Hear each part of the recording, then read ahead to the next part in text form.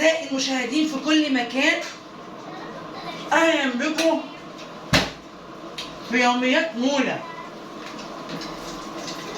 وربنا ما يقطع لنا عادة ولا يحرمكم مني ولا يحرمني منكم. تعملي ايه النهارده؟ بعمل عدس. 3/4 الشعب المصري النهارده بيعمل عدس والعدس الليله عيده يا رب تبارك زيده يا رب تبارك يا رب عند العدس ويكتب يا رب تبارك وتزيده. طبعا معلش على الصوت يا جماعه. جميل طبعا، بس ايه مش في حالاتي. كوبايه ينسون وهظبط بيها تاني. بنعمل ايه دلوقتي؟ نحمر الشعريه المداريه عشان نعمل العدس. جيبي لي زوم على العدس، جيبي لي زوم. استنى. ايوه بس انا بقى طبعا عشان انا بطلة اوكي اهو. حط الشعريه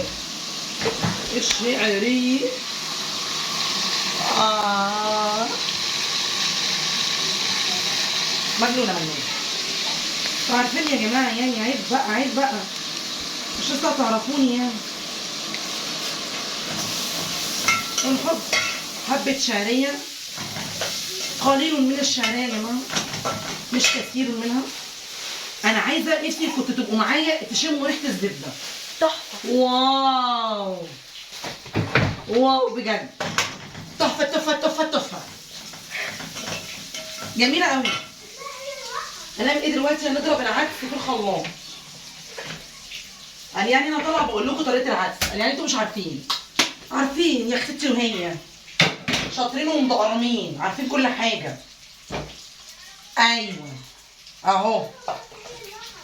ونحط العدس كده اهو اهو. حاطه ايه في العدس يا منى؟ اي خضار يقابلك حطيه. هيا قلبي، اي خضار يقابلك حطيه.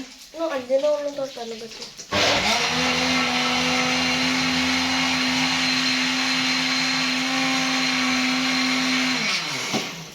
وتضربيه ضرب مبرح.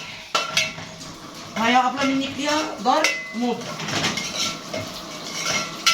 الناس كتير كانت بتقول عليا مجنونه، بس انا ما كنتش مصدقه.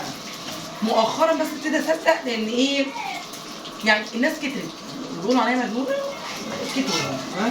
ما بقاش عدد واحد ولا اتنين، ده بقى. وتقومي بقى ايه مشخلعه كده الشعريه، مشخلعاها وتخليها لونها زي الكهرمان. مش عارفه ايه يعني ايه كهرمان، بس هو كده لونها زي الكهرمان. هصور لكم. ايه رايكم في الموزمبيق ده؟ ايه رايكم يا جماعه؟ دي عادتي ان انا بعملها على طول. دي كده ليا طقوس معينه. اصل انا كنت بغسل السجاجيد. هوريكم لقطه كده من غسيل السجاد. كل سنه وانتم طيبين، رمضان كريم، فتح يا عليم. 3 يوم فيها انا وسعاده. خلاص عشان انا بحب اغني بقيه المقطع. فبنعمل روتينات رمضان. روتينات رمضان. وكل سنه وانتم طيبين. بتحطي ايه في العدس يا بنتي يا منى؟ شايفين اللقطه دي؟ بحط يا جماعه بطاطس، جزرايه، طماطمايه، بصلايه، تومايه. ولو عندك اي حاجه اضافيه حطيها. ما حدش هيقولك لا، مش هنقول لا. حطي. وانتي بتحطي بقى البطاطسايه والجزرايه والبصلايه والتومايه والطماطمايه. متنسيش تحطي لايك. حطي لايك معاهم على طول يا ريت. ولو ما اشتركتيش اشتركي عشان تشوفي الجنان اللي على الحق. حطي لايك.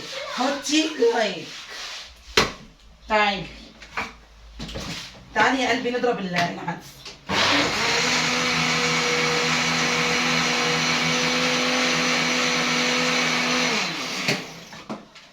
مفيش احلى من انك تبقي مجنونه. ليه؟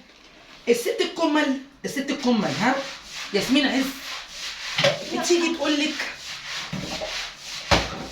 اميري مجنونه وبراء عينيكي وقولي لجوزك اما يسالك على الفلوس لا لا. وانت بتبصي لسلاحف النينجا ولادك وتبصي له وتقولي له لا، هو هيفتكرك مجنونه. فانت تعملي ايه؟ هياخد بعضه وينزل وانت تبقي كسبتي الفلوس. ما تعمليش كده لما تاخدي فلوس بس. ما روقتيش بيتك قولي له لا. سألك على الاكل قولي له لا. سألك على هدومه اللي مش نظيفه اتغسلت ولا لا قولي له لا. نصيحه من مولى لحضرتك. هتطلقي بعدها على طول ما شاء الله، وهتجري في محكمه الاسره بعد كلمه لا، وهتبقي كسبتي لقب المطلقه بسلاحف النينجا، وتقومي جاريه بيهم على المحاكم بلقة. يا سلام على لقة. اعملي كده حبيبتي. لا لا، خلي لقة في حياتك لقياس سعادتك. اللقة يلا يا ام لقة. ونعمل كده. لا. هتحطي بقى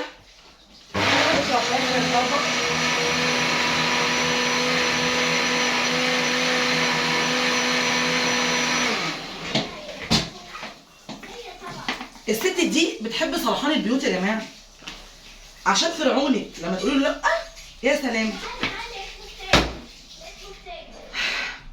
هيقولك اللقه اللي هي. طبعا احنا دلوقتي عملنا ايه؟ حطينا العدس الجميل اللي عليه الطماطم والبصل والبطاطس والجزر والتومه. هتحطي قالب ماجي حبيبه قلبي. طبعا امسحي ايديكي كده لان انا امبارح طلع عين اهلي في المطبخ، ورتبت ونظمت وعملت حاجات كتير قوي. بصوا الترتيبات حاجات لطيفه. ها شجعوني كده في الكومنتات عليها. سلم ايدك يا مولا، الله ينور يا مولا. ها اتفاعلوا معايا يا جماعه، اتفاعلوا معايا. انا بحط قالب